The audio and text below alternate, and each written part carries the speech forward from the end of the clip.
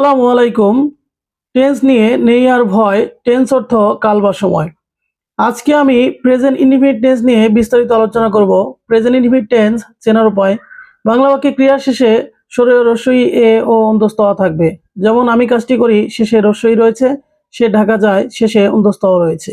Structure বা গঠন, subject মূল ভার্বের present form, object plus extension. Subject যদি থার্ড পারসন সিঙ্গুলার নাম্বার হয় তবে মূল ভার্বের সাথে এস বা ইএস হবে। থার্ড পারসন চেনার উপায়। এই পৃথিবীতে আমি আর তুমি ছাড়া বাকি সব আছে যারা থার্ড পারসন হবে তারা।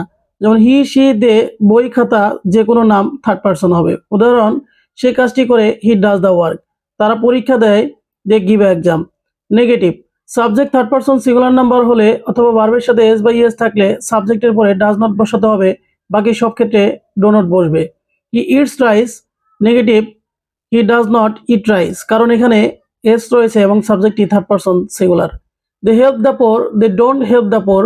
বাক্যের মাঝে often, regularly, generally, normally, daily, occasionally, usually, চিরন্তন সত্য, অভ্যাসগত সত্য ইত্যাদি থাকলে প্রেজেন্ট ইনডিফিনিট টেন্স হবে।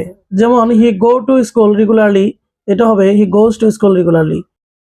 কিছু উদাহরণ দেওয়া হলো যা কমেন্টে জানিয়ে যাবেন। ভিডিওটি ভালো লাগলে শেয়ার করবেন। এরপর আলোচনা করব পাস্ট ইনডিফিনিট টেন্স নিয়ে। সে পর্যন্ত সবাই ভালো থাকবেন। সবাইকে ধন্যবাদ।